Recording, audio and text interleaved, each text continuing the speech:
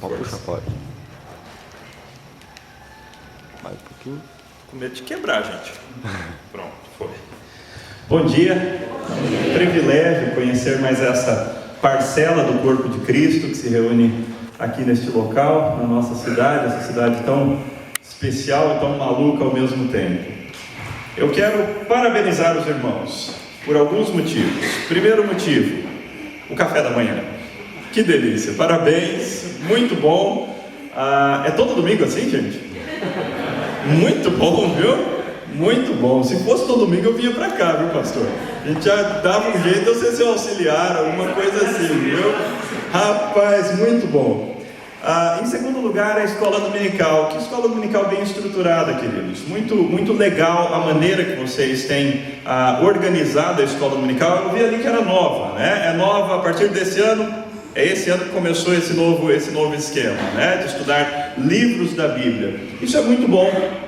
Nós precisamos de quando em quando ter épocas para nos aprofundarmos nas escrituras, nos livros, conforme eles foram escritos mesmo. Não que o estudo temático não seja importante, ele também é importante para algumas épocas, e o legal é oscilar, de tempos em tempos a gente oscila a maneira de fazer, mas sempre que a gente tem oportunidade de estudar as escrituras propriamente ditas, isso é uma oportunidade bastante especial. A carta aos Gálatas é uma carta muito diferente e muito especial também. Aqueles cristãos estavam enfrentando problemas, e a solução que o apóstolo apresenta é uma solução extremamente perigosa, e é sobre isso que a gente vai falar um pouco hoje. A gente vai fazer um panorama geral da carta, vamos ver de maneira não profunda, de maneira rasa, vamos tentar ver a carta inteira hoje, quais são as suas características, quais são aqueles irmãos para quem a carta foi escrita. Vamos ver alguns desses detalhes nesta manhã, e depois no final vamos aplicar essas verdades para o nosso coração. O fato é, a carta tem um grande propósito, uma grande lição, e eu estou dizendo para vocês que essa lição é perigosa, e é verdade mesmo. Eu espero que todos saiam daqui entendendo qual é a lição e bem utilizando essa lição. Vamos orar ao nosso Deus para darmos início então. Pai Santo, muito obrigado pela oportunidade que temos de estarmos juntos, reunidos como teu povo. Obrigado a Deus pela história dessa igreja, obrigado, Senhor, pelo pastor desta igreja, pelo conselho desta igreja, junta diaconal, todas as sociedades, ministérios e cada cristão que o Senhor tem trazido aqui para fazer parte dessa agência do corpo de Cristo. Senhor, nós te pedimos que o Senhor derrame grandes bênçãos sobre a vida deste teu povo aqui, ó Deus. Que o Senhor dirija os passos, que o Senhor derrame da tua graça, derrame das tuas bênçãos, e dê, ó Deus, a estes irmãos que, segundo a fidelidade, ó Deus, com a qual eles vivem a tua verdade, o Senhor lhes conceda, ó Deus, também a realização das suas metas, dos seus objetivos e dos seus sonhos. Em especial, ó Deus, te pedimos para que o Senhor haja de tal maneira que consigamos concluir, ó Deus, o nosso templo aqui ao lado, que o Senhor desperte irmãos, toque nas vidas, de tal maneira, ó Deus, que em breve possamos nos reunir ali ao lado e termos um templo bonito, que glorifique o teu nome e traga maior honra, ó Deus, para estes filhos de Deus que aqui se reúnem aqui neste bairro, ó Deus. Que o Senhor nos abençoe, nos guarde, nos ilumine com o teu Santo Espírito, a fim de que nós tenhamos um tempo útil de estudo da tua palavra. Em nome de Cristo, Senhor. Amém. Deixa eu ver, a gente tem um espacinho. Vamos aqui. Gálatas, um convite a viver ou a crer e viver o verdadeiro Evangelho. É bem isso mesmo.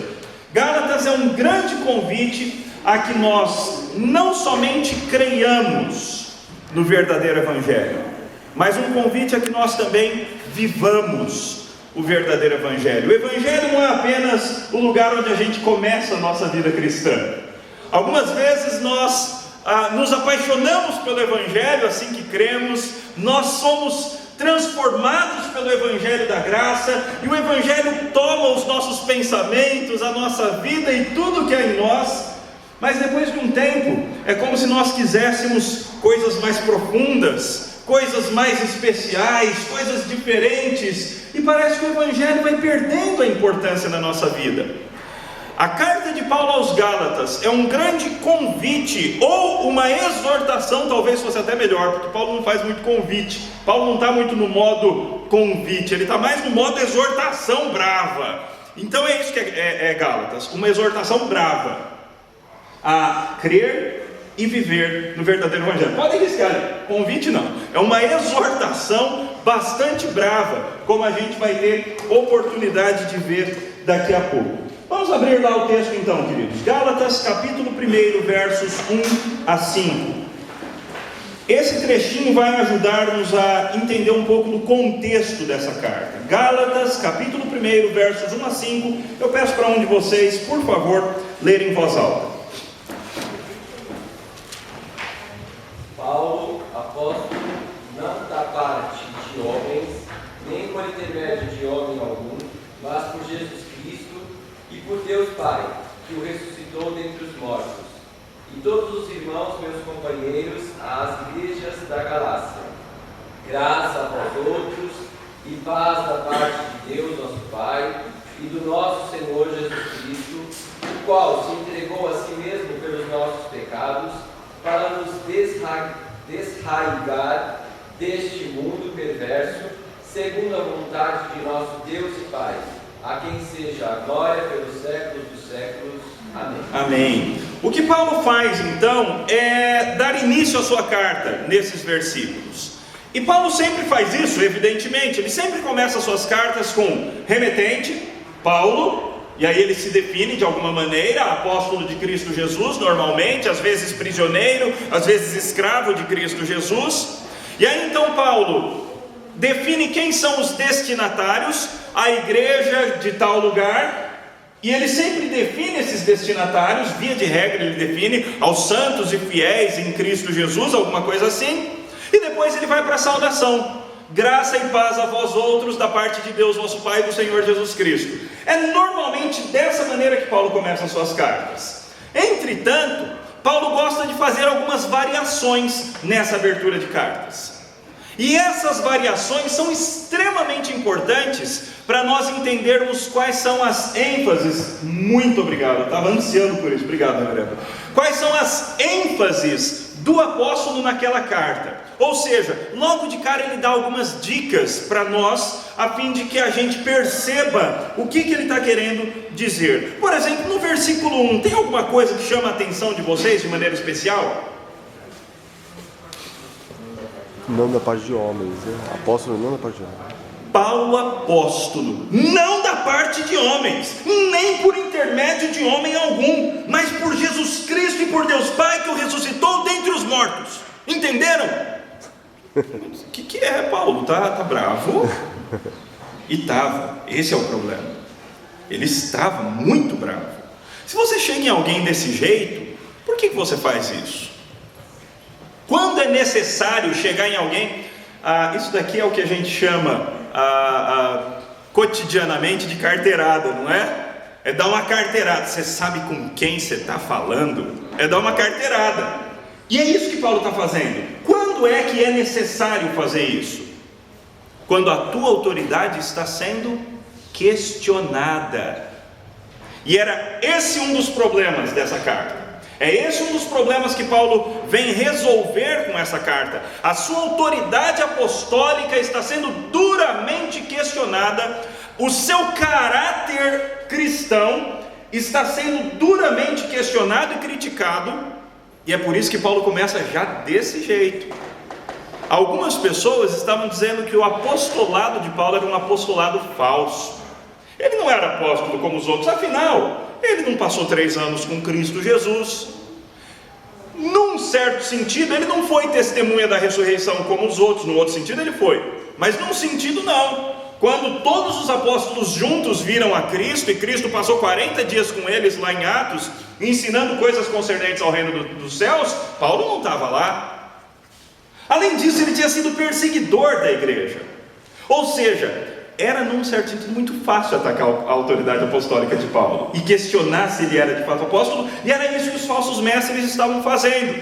Aqueles falsos mestres judaizantes, aqueles judeus que queriam transformar o cristianismo de novo em judaísmo, eles tinham como método atacar a pessoa do apóstolo Paulo. E aquelas igrejas da Galácia começaram a cair no conto dos judaizantes.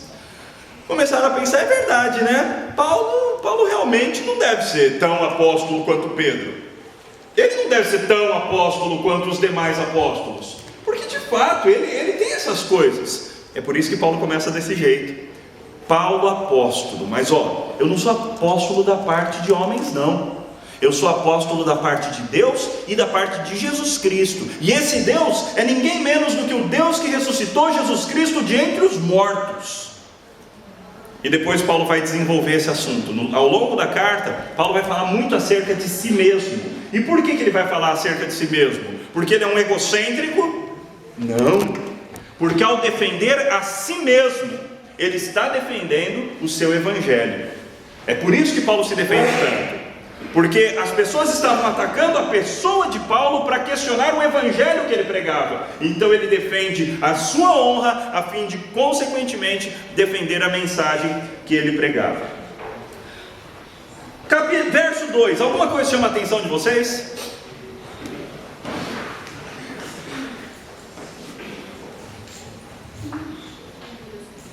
Ele coloca como co-remetentes todos os meus irmãos, certo? Todo mundo que está aqui junto comigo. E ele envia essa carta para quem? As igrejas da Galácia. Ponto. Não é ponto, é vírgula, mas no certo sentido, ponto. Cadê os santos e fiéis, aos amados em Cristo Jesus, aos queridos? Tem nada disso. É simplesmente as igrejas da Galácia. Duas coisas chamam a nossa atenção aqui. Primeira, que era mais de uma igreja. Galácia, na verdade, era uma região onde ficavam diversas igrejas. É a região onde Paulo terminou a sua primeira viagem missionária. Primeira viagem missionária, sai ali de baixo da região de Antioquia, desce ali para aquela ilha chamada Chipre, e depois sobe ali para a região da Galácia e passa por Antioquia de Pisídia, Listra, Icônio e Derbe. Derbe foi a última cidade da primeira viagem missionária de Paulo, e depois ele volta e faz a viagem até Jerusalém e depois sobe a Antioquia de novo. Ou seja, essas igrejas da Galácia eram igrejas que haviam sido plantadas pelo próprio apóstolo e na sua primeira viagem missionária. Eram igrejas que conheciam o apóstolo já de muitos anos. E agora, com o passar do tempo, eram igrejas que estavam se deixando afastar tanto do apóstolo, quanto e principalmente, mais importante, do evangelho pregado pelo apóstolo Paulo. Então Paulo envia essa carta para as igrejas da Galácia, e ele não os chama de santos, fiéis, amados, nada disso, porque ele está bravo, ok? Então não tem palavras de amor aqui. Quando o assunto não é tão sério, não é que não é tão sério, quando o assunto é menos grave do que esse, que é gravíssimo, Paulo ainda fala coisas boas. Por exemplo, no sentido moral, qual é a pior igreja do Novo Testamento? No sentido moral, Corinto, pior igreja do Novo Testamento. Acontece cobras e lagartos naquela igreja, coisas terríveis acontecem naquela igreja, coisas que a gente não consegue entender. Como é que esse tipo de coisa acontece numa igreja? E era assim a igreja de Corinto. E mesmo para esses, Paulo tem palavras amáveis. Mesmo para esses, Paulo começa a sua carta os chamando de santos, de fiéis, santificados em Cristo Jesus, chamados para serem santos. Mesmo para esses, ele tem boas palavras para falar, mas para os Gálatas não. Porque o assunto aqui é de vida ou morte. O assunto aqui é muito sério. Não diz respeito à ética cristã, mas diz respeito a ser cristão ou deixar de ser cristão. É sobre isso que Paulo está falando, por isso é que ele está bravo. E depois ele vem para a sua saudação, que costumeiramente é simplesmente graça e paz a vós outros da parte de Deus, vosso Pai e do Senhor Jesus Cristo, ponto. Aqui não. Aqui ele desenvolve mais essa saudação. E ele desenvolve nos versos 4 e 5 dizendo, vou ler o 3 também para fazer sentido: graça a vós outros e paz da parte de Deus, nosso Pai, e do nosso Senhor Jesus Cristo, o qual se entregou a si mesmo pelos nossos pecados, para nos desarraigar deste mundo perverso, segundo a vontade do nosso Deus e Pai, a quem seja a glória pelos séculos dos séculos. Amém. Que assunto é esse aqui? Por que Paulo fala a respeito disso aqui?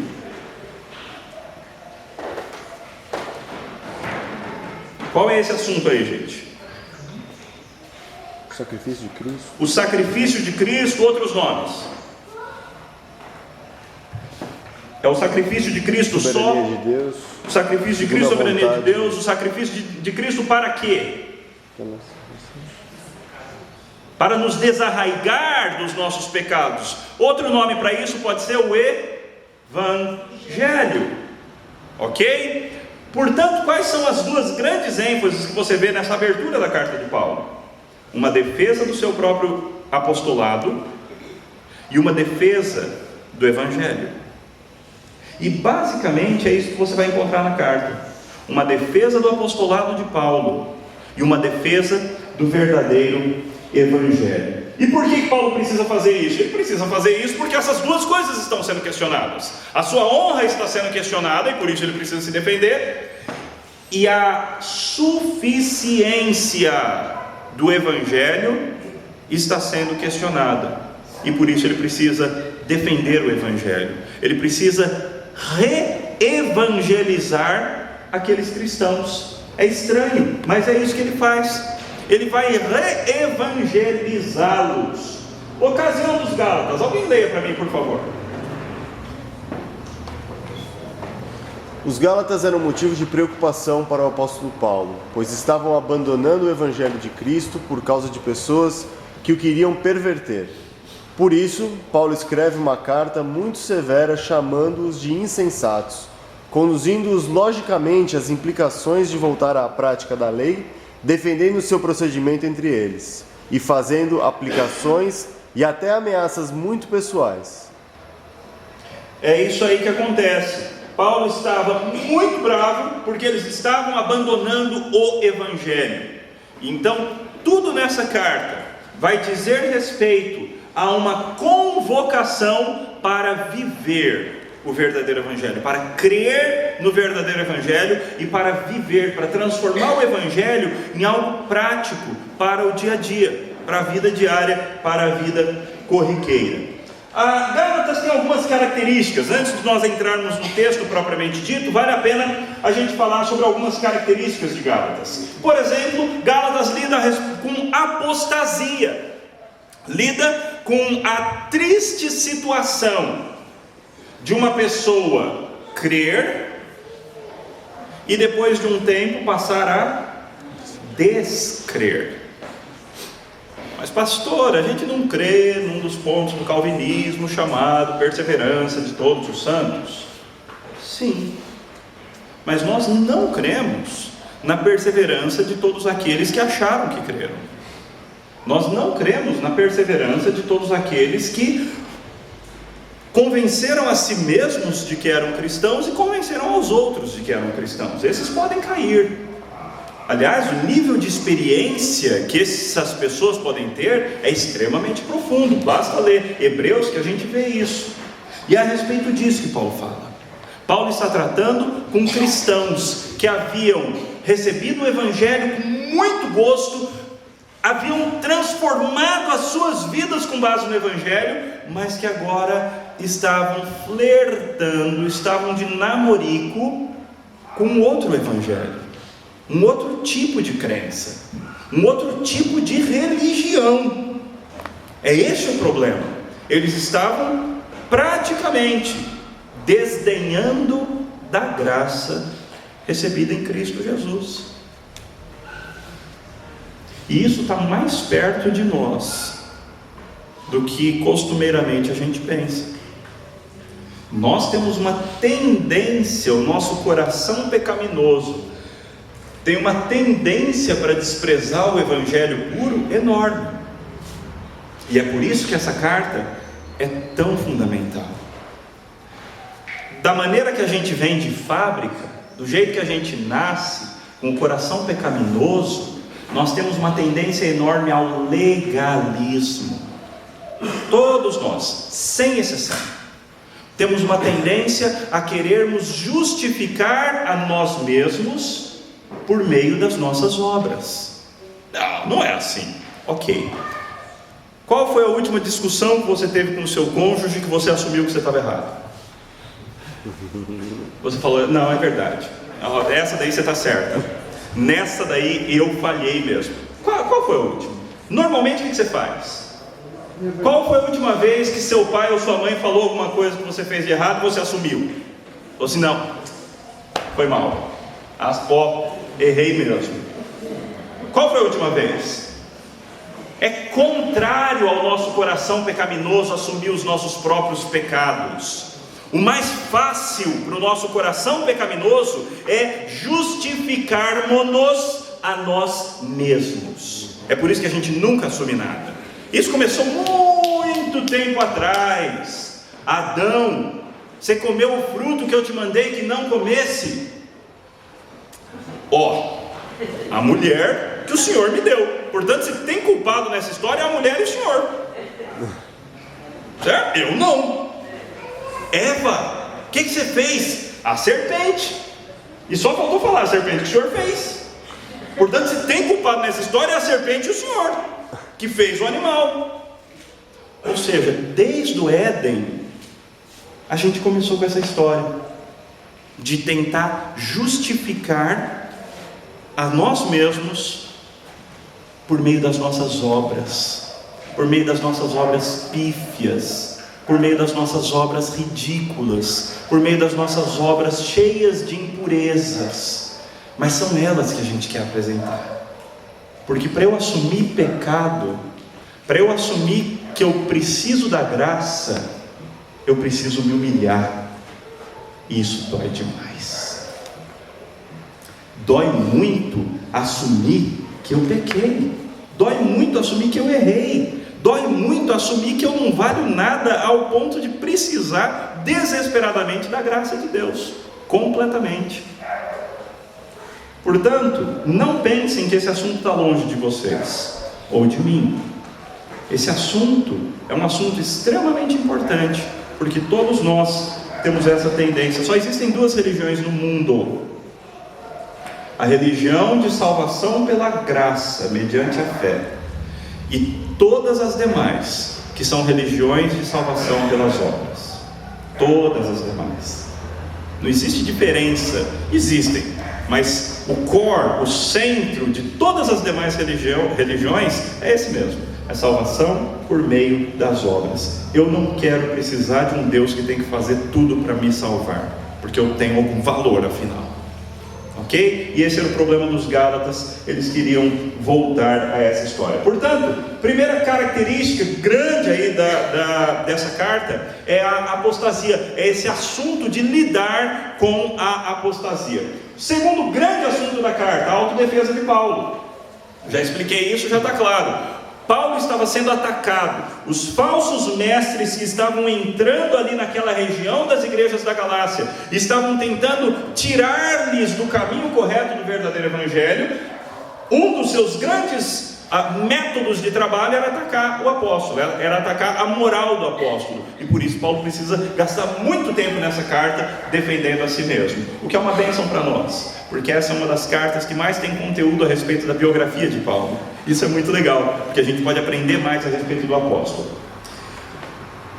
Paulo contra-ataca. Ele é atacado pelos falsos mestres e ele contra-ataca fortemente, contra-ataca assim com muita força. Por exemplo, capítulo 5, verso 12, por favor.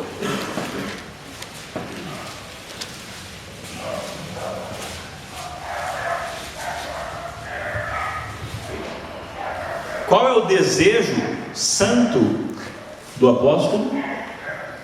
Se matam, se mutilassem. Tomara. Alguém leia para mim, por favor, não fiquem com medo de ler.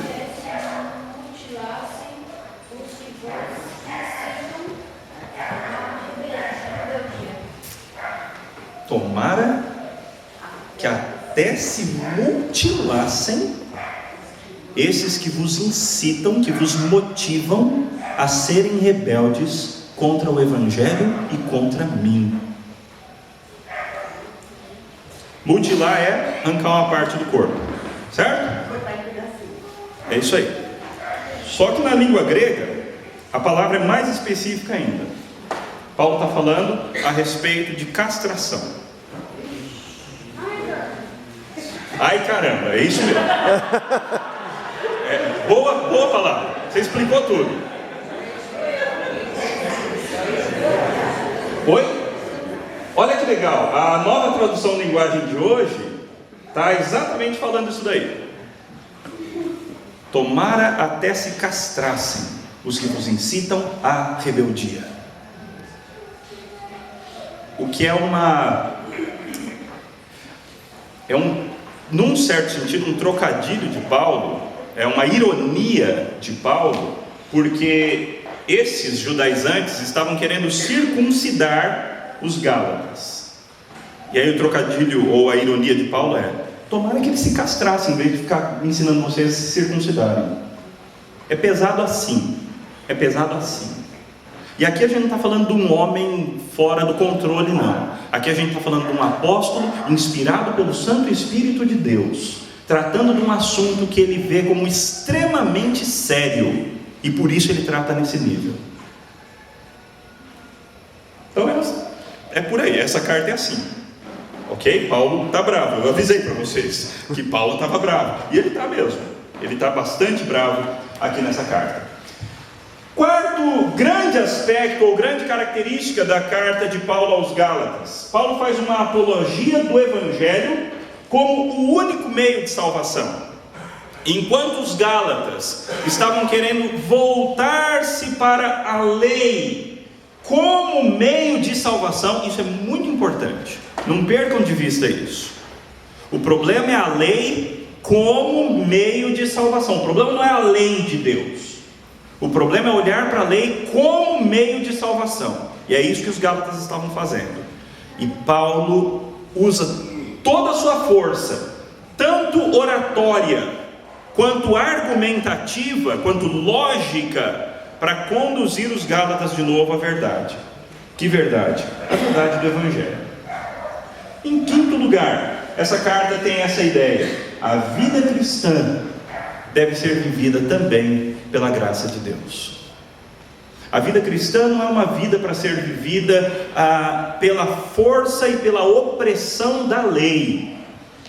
E aqui está o que eu disse que é muito perigoso, extremamente perigoso, porque pode ser muito mal utilizado. A motivação da nossa vida não é a lei. A motivação da nossa vida não são a primeira motivação, as punições de Deus. A motivação da nossa vida não pode ser o fato de que se eu não cumprir a lei, Deus vai me lançar no inferno. Não é isso o Evangelho verdadeiro. O Evangelho verdadeiro traz liberdade. E é isso que é perigoso. Extremamente perigoso. Porque tem gente que, quando sai liberto, vocês sabem, né? Essa história do nosso país, essa palhaçada da gente ter salvo-conduto para os presos saírem no Natal, saírem no Dia das Mães, etc e tal. E aí o que eles fazem com a liberdade provisória? Aprontam todas, né? Pois é, tem gente que não sabe ter liberdade, tem gente que não sabe usufruir da liberdade. Então, isso é um assunto complicado, isso é um assunto perigoso, que a gente precisa entender muito bem, a fim de sermos livres e usufruirmos beneficamente dessa liberdade. E é sobre isso que Paulo vai falar, sobre a vida cristã vivida pela graça, ou vivendo no Espírito Santo de Deus. Vamos entrar então na carta mesmo. Vamos agora ler os trechos da carta e falar um pouquinho rasamente, apenas tocar em alguns assuntos, porque vocês vão gastar aí quanto tempo? Até dezembro.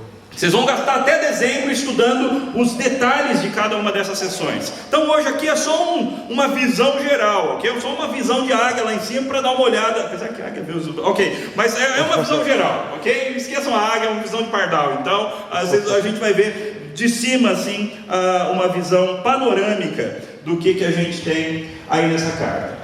Paulo às igrejas da Galácia, graça e paz, essa é a introdução. Primeira sessão da carta, mudando a base da salvação. Paulo quer trazer-lhes de volta para a base correta, ou seja, a graça e a fé. É para isso que Paulo quer trazer-lhes de volta, mudar a base da salvação. E segundo, mudando o centro de motivação. A minha vida deve ser vivida com base em quê?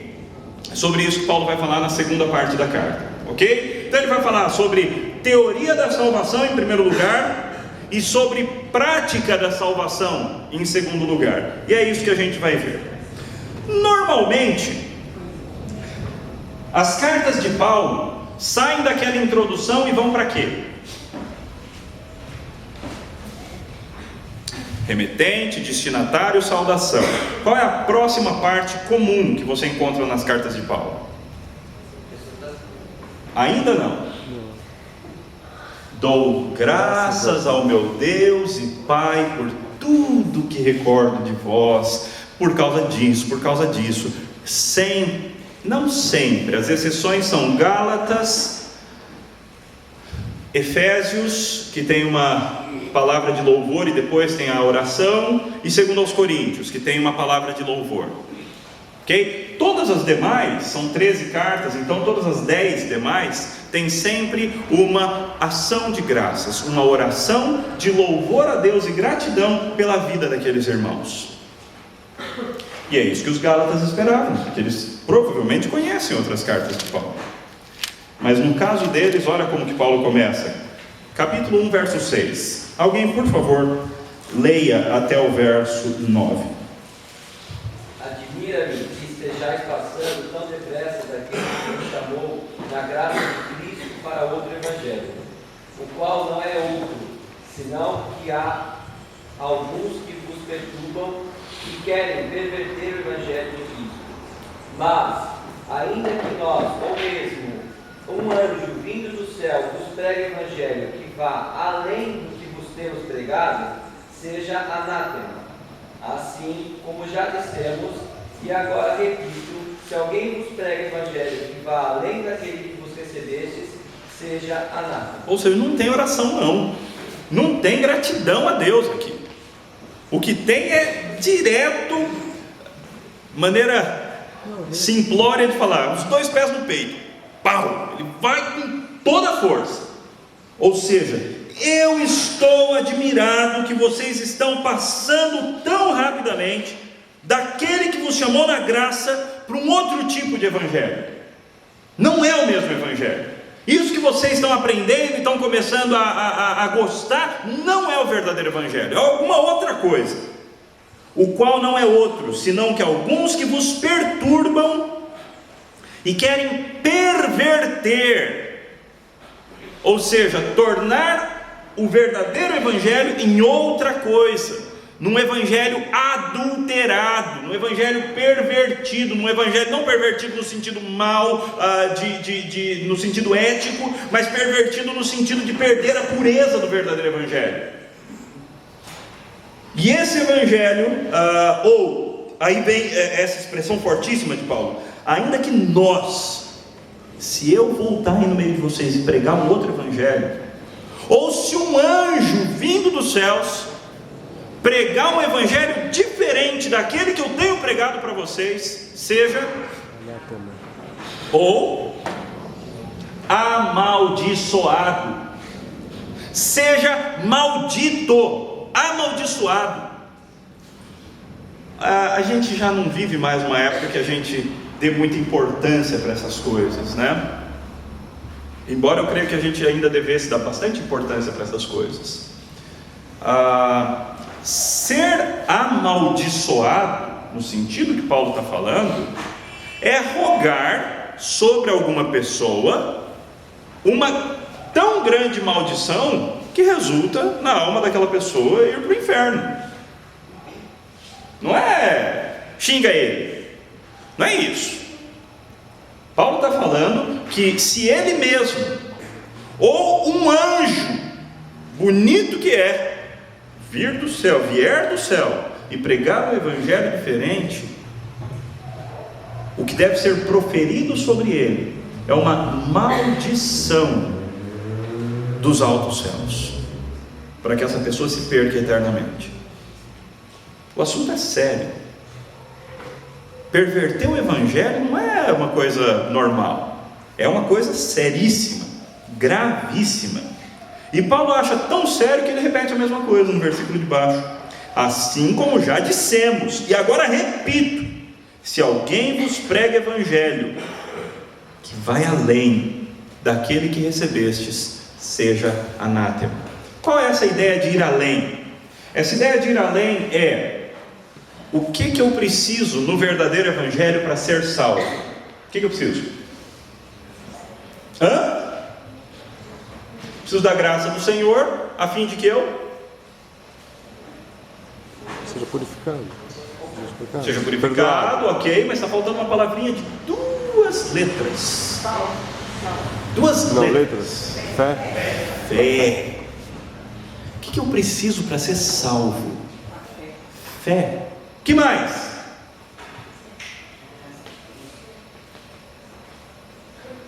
O que mais que eu preciso fazer para ser salvo? Oi? Transformação, buscar santificação. Graça, santificação. Eu vou fazer a pergunta de novo. O que mais que eu preciso para ser convertido, para ser transformado por Deus? O que eu preciso fazer além da fé? Não foi mais nada. Nada. Mas pastor, nada mesmo? Nada. Absolutamente nada. A salvação é pela fé. Ponto. Mas a Bíblia não tem versículo que diz que a fé sem as obras é morte, e as obras sem a fé é morte. Bem dito. Quando Tiago trabalha essa questão, ele está nos ensinando qual é o tipo de fé que salva. Ele não está acrescentando alguma coisa à fé. Ele está dizendo qual é o tipo de fé que salva. Qual é a fé verdadeira? É a fé que só diz que crê e não faz mais nada? Não, isso não é fé verdadeira. A fé verdadeira é a fé operosa. Mas de jeito nenhum, em hipótese alguma, a gente pode colocar as obras como um segundo elemento que a gente precisa ter para ser salvo. Em absoluto, a gente não pode fazer isso. O que a gente precisa para ser salvo? Fé. Aí vocês poderiam perguntar, mas que tipo de fé? E eu responderia, a fé operosa. Mas aí já é um assunto para uma boa sugestão para o que vem, Tiago, ok? Um assunto para um outro debate. Aqui a questão é: eles, os Gálatas, estavam achando que eles precisavam praticar as obras da lei como meio de salvação. E é isso que Paulo diz que é a perversão do Evangelho. O que eu preciso para ser salvo? Fé. E além da fé? Mais nada. Esse é um ensino extremamente perigoso, eu avisei. Porque talvez algumas cabeças já comecem a pensar: opa, então é só crer, o resto é perfumaria. Não. Quem eram os chamados judaizantes? A liderança que Paulo ajudou a formar, ou uma segunda ou terceira geração? Em Gálatas, a gente vê isso de maneira bastante clara. Paulo vai na sua primeira viagem missionária e vai para vários lugares, etc. e tal. Depois ele vai na segunda viagem missionária. Quando ele volta, ele vê que algumas igrejas estão passando por problemas. Ele está numa igreja que os judaizantes também estão, ou seja, judeus que acreditaram que Jesus era o Messias, mas que agora olhavam para os gentios que estavam se convertendo aos montes e diziam assim: mas pera, ok, vocês conheceram Cristo, vocês creram no Evangelho, ótimo, muito bom, mas vocês têm que circuncidar também, vocês também têm que guardar os dias especiais, vocês têm que cumprir toda a lei cerimonial. Não pensa que é fácil assim não, acha que é só crer? Não, vocês têm que cumprir tudo que a gente cumpre também. E aí Paulo falou: tem não? Eu só tem. Falou, não. E aí a coisa começou a ficar meio complicada ali. E aí eles escreveram uma carta lá para a igreja de Jerusalém, que era até então a grande sede da fé, porque era onde os apóstolos estavam. E o que os apóstolos fizeram? Falaram assim: sabe que a gente precisa de uma reunião para discutir isso? E aí eles convocaram o primeiro grande concílio da igreja, Atos 15. O primeiro grande concílio da cristandade foi reunido com os apóstolos e os presbíteros por causa desse assunto, para definir o que alguém precisa para ser salvo. Ou seja, os gentios precisam se submeter às práticas da lei a fim de que eles sejam salvos. Teve um grupo de judaizantes lá que bateu, tentando convencer o pessoal de que sim. Os apóstolos, Paulo, Barnabé, Tiago, irmão de Jesus, era o moderador dessa reunião, o presidente do Supremo Concílio de então, e aí então eles chegaram à conclusão de que não, os gentios eram salvos somente pela graça. No final de Atos 15 você encontra a carta que eles escreveram e mandaram para todas as igrejas da cristandade, falando para os gentios que eles não precisavam de outra coisa senão a fé, e eles recomendaram que eles se abstivessem de imoralidade sexual, se abstivessem de... E aí tem um probleminha, mas fica para outro dia. Animais sufocados, tá? Animais que tivessem morrido sufocados, que o sangue estivesse dentro deles, e de idolatria. Essas três coisas eles falaram: olha, abstenham-se dessas coisas, mas vocês são salvos pela fé, vocês não precisam se colocar debaixo da lei. E aí isso foi para as igrejas, levado pelas mãos de Barnabé, de Paulo e de outros, e isso trazia grande alegria para cada igreja. O problema é que aquele grupo dos judaizantes não descansou. Eles não concordaram com essa resolução da igreja reunida, e eles continuaram indo de igreja em igreja, tentando convencer os gentios de que eles precisavam obedecer à lei, a fim de serem salvos. Tá? Então é esse o grupo. Tá? Vários fariseus, inclusive, vários fariseus que haviam se convertido, numa conversão não tão completa. E nota, é fácil a gente chutá-los agora, mas para eles é difícil mesmo. Tá? Imagina o tanto de tradição que eles têm que deixar, a fim de crerem só na fé. Tá? Então, tentemos entendê-los um pouquinho também. Tá? Então é isso que estava acontecendo, era esse o pessoal aí, aqueles fariseus que entenderam que Jesus Cristo era de fato o Messias, mas que agora achavam: você quer ser crente? Ótimo, se torne judeu primeiro e depois se torne crente. Aí você vai ser um crente completo, um crente de primeira linha. Se você não se tornar judeu primeiro, então você não é crente de verdade. Tá? É essa a problemática que a gente está lidando aqui nessa carta. Então o que Paulo diz é: qualquer pessoa que pregar um evangelho que vá além, ou seja, cujas exigências da salvação sejam mais do que somente a fé. Qualquer pessoa que colocar como exigência para a salvação alguma coisa que vá além da fé, Paulo diz que seja amaldiçoado. A gente faz tanto isso, gente, sem perceber. A gente coloca tanta coisa além da fé, como requisito para a salvação. A gente manda tanta gente para o inferno porque a pessoa não tem algumas coisas que a gente quer que elas tenham. O que alguém precisa para ser salvo? Fé. Mas, por favor, estudem depois Tiago, para entender qual é o tipo de fé que salva. Só um assentimento mental é isso? Não. E Gálatas também vai ajudar a gente nisso. Daqui a pouco vai ficar mais claro, eu espero. Ok, capítulo 6 a 9, admira-me que estejais passando por outro evangelho. Capítulo 1, 10 a 2, 21. Paulo gasta um grande tempo apresentando o seu exemplo de alguém que abandonou tudo o mais por causa dessa salvação pela fé. São 10h30, até que horas que a gente vai? Fica à vontade, pastor. Cuidado, nunca diga isso para o pastor, fica à vontade. Rapaz, o pastor gosta de falar demais, não pode falar assim, fica à vontade. Oi, vai ter almoço na igreja? Ok. Senão aí eu já ia, entendeu? Já ia deixar um pouco maior. Agora, Paulo vem e diz assim: porventura procuro eu agora o favor de homens ou de Deus? Procuro agradar homens, se agradasse ainda homens não seria servo de Cristo.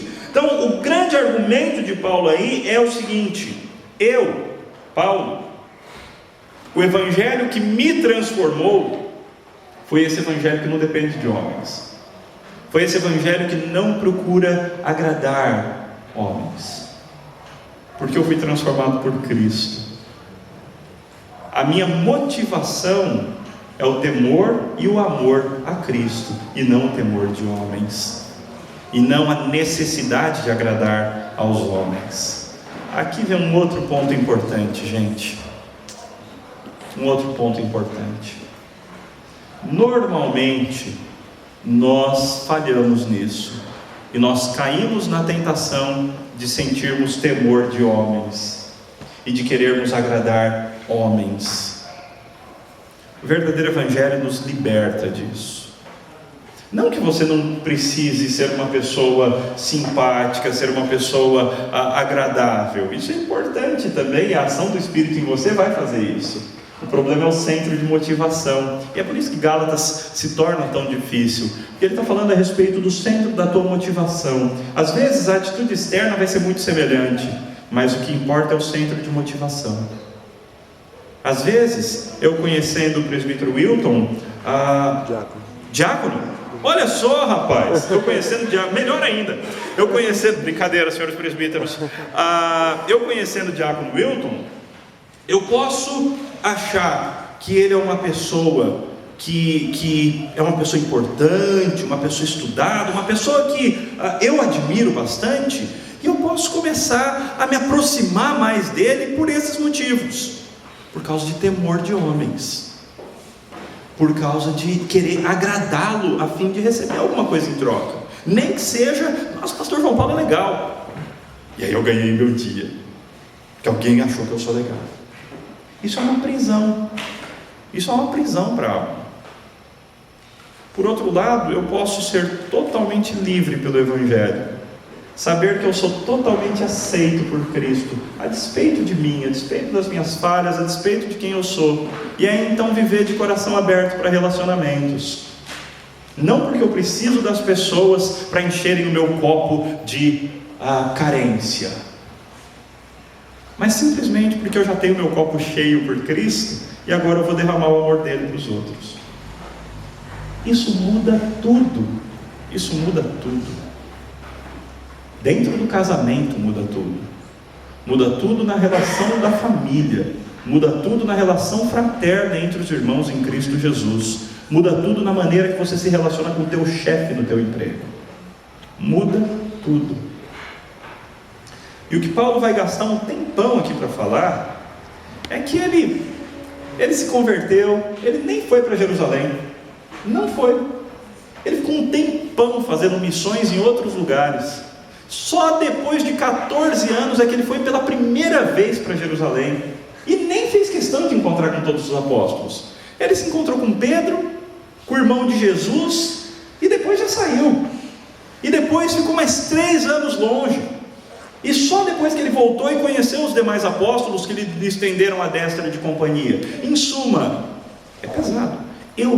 Diz Paulo, eu não precisei da chancela, do apoio de ninguém, porque eu fui transformado por Cristo, eu encontrei a Cristo, eu conversei com Cristo, eu tive revelações especialíssimas direto de Cristo.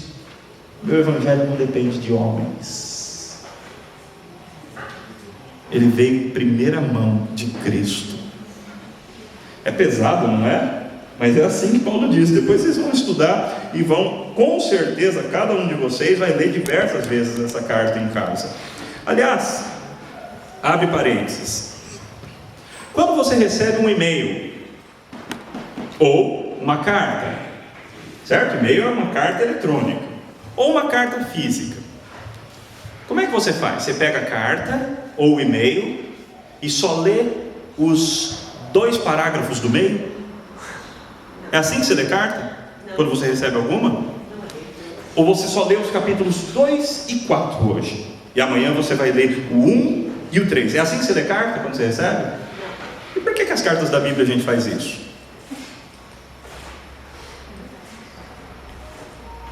Cada gênero literário implica num tipo de leitura. Se você for ler os Lusíadas, não tente ler numa sentada. Ele não foi escrito para isso. Ele foi escrito para ser lido diversas vezes. Se você for ler os Salmos, não leia numa sentada. Ele não foi escrito para